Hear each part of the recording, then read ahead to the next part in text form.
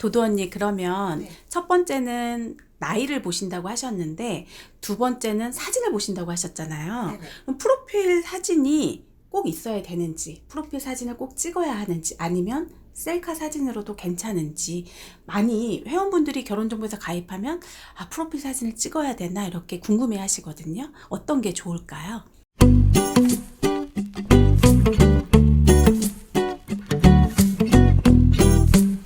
사진은 사실 저희가 상대 회원분들한테 안 보여드리는 경우도 물론 많이 있지만 사진을 꼭 정성스럽게 찍어서 주시면 너무너무 좋을 것 같아요.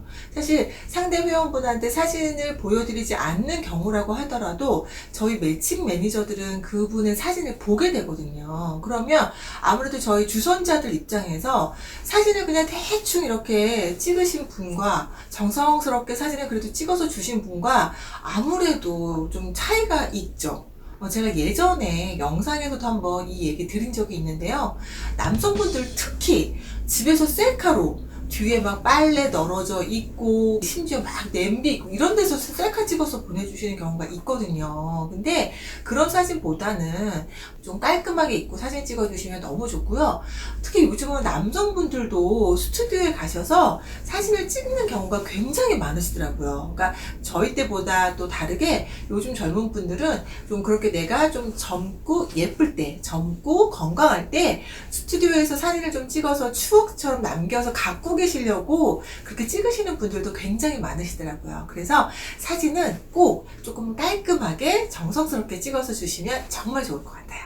그 사진 받아보면 화장실에서 찍으신 분들이 있더라고요. 맞아요. 왜냐면 화장실 조명이 예쁘기는 해요. 네네네. 근데 뒷 배경은 안 좋죠. 맞아요. 네, 그런 분들 회원 있으셨죠? 그럼요. 그러면 사진을 다시 달라고 말씀을 하시나요? 다시 달라고 요청을 드리죠. 그러면 조금 나은 사진을 주시긴 하지만 그래도 조금 깔끔하게 입고 제대로 좀 사진을 찍어주시면 굉장히 좋아요. 또 심지어 어떤 분들은 뭐 단체 사진, 누군지 막 찾을 수가 없는 단체 사진 있잖아요. 뭐 그런 거 주시는 경우도 있고, 특히 남성분들 같은 경우 뭐 유럽 여행 갔을 때 뭐 뒤에 에펠탑 이만하게 있고 본인은 요만하게 나온 사진 그런 네. 거 주시는 분들도 있어요. 좀 되도록이면 얼굴 위주의 깔끔한 사진 주시면 정말 좋을 것 같아요.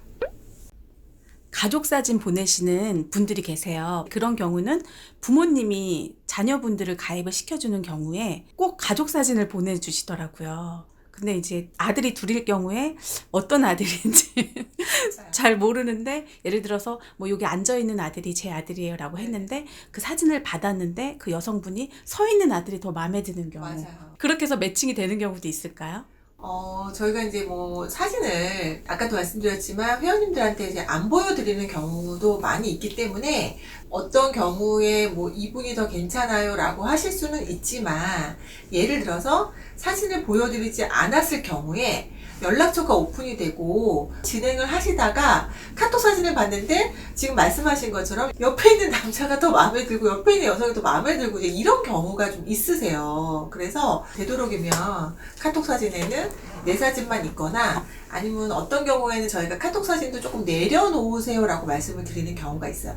사람은 이렇게 직접 내가 이렇게 이 사람을 직접 봐서 전체적인 분위기와 어떤 목소리, 인상, 이야기하는 모습이나 성격 이런 걸 전체적으로 봐서 그 사람이 마음에 든다 안 든다로 결정을 하셔야 되는데, 너무 사진만 보고 단편적으로 이분에 대해서 선입견을 갖게 되시는 경우가 있어요. 고집이 있는 것 같다라던가 이런 선입견을 또 가질 수 있는 게 사진이다 보니까 어떤 때는 저희가 카톡에 있는 사진을 조금 내리시는 게 더 좋을 것 같아요 라고 말씀을 드리는 경우도 있어요.